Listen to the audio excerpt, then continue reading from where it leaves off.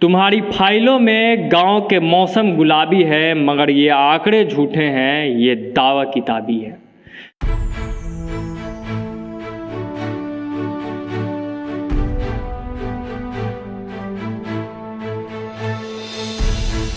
नमस्कार, मैं हूं सिंह आदर्श और मेरे साथ आप देख रहे हैं बिहारी गडेजा। तुम्हारी फाइलों में गांव का मौसम गुलाबी है, मगर ये आंकड़े झूठे हैं, ये दावे किताबी है। सरकारें दावा करती है कि देश में सब सुकून से है।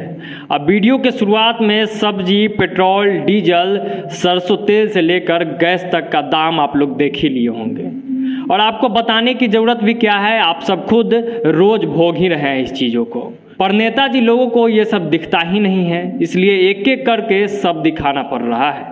महंगाई चरम पर है। बढ़िया हरा सब्जी अगर बाजार में लेने जाइएगा तो 60 से 80 रुपये प्रति किलो है।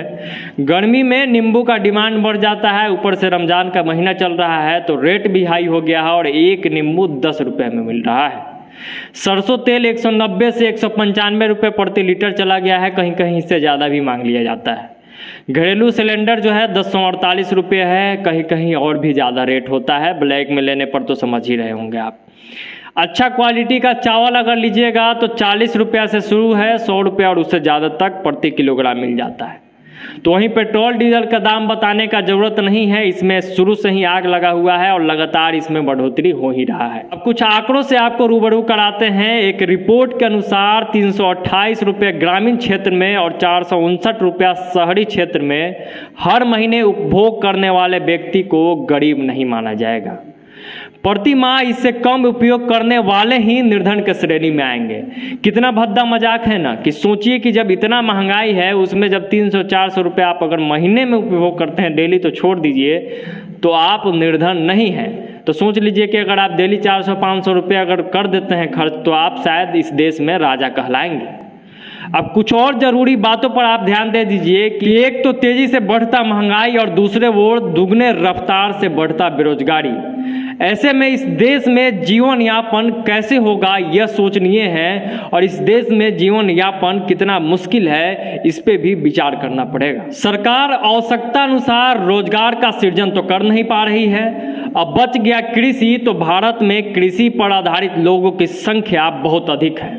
गौरतलब है कि कृषि क्षेत्र में अन्य क्षेत्रों के तुलना में जोखिम और अस्थिरता जो है वो बहुत अधिक होती है। यह करके भी बहुत अच्छे से सभी लोग अपना जीवन यापन तो नहीं कर सकते हैं, सबका जीवन यापन कृषि पर संभव नहीं भी है।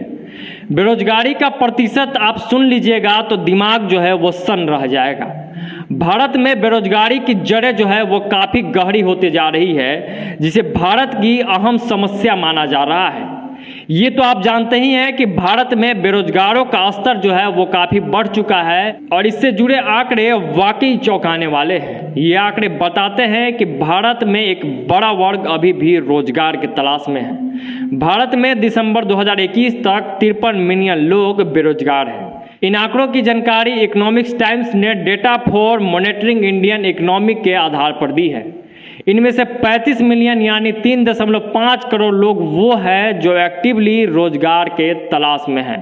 मतलब ये लोग मेहनत तो कर रहे हैं लेकिन रोजगार नहीं मिल रहा है, और लगातार रोजगार के तलाश में, रोजगार की समस्या को लेकर ये लोग परेशान हैं और इन्हें रोजगार की अति आवश्यकता भी है। गरीबी बेरोजगारी के बीच एक और समस्या है, असमानता की समस्या इस देश में। और आंकड़ा आपके सामने रखते हैं, उस पर जरा गौर कीजिएगा। भारत में सिर्फ 10% लोगों के पास देश की आधे से भी ज़्यादा संपत्ति है, जबकि देश की आधी आबादी सिर्फ 13% संपत्ति पर गुजारा करने को मजबूर है।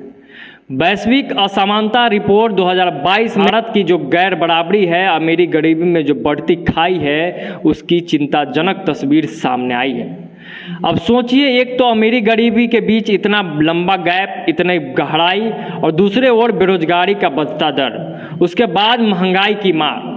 अब सवाल ये उठता है कि ये क्या यही अच्छे दिन हैं? सवाल तो ये भी उठता है कि क्या इस देश में लोग सुकून और शांति से ऐसे में रह पाएंगे? क्या आम आदमी का जीवन ऐसे ही कष्टों में कट जाएगा?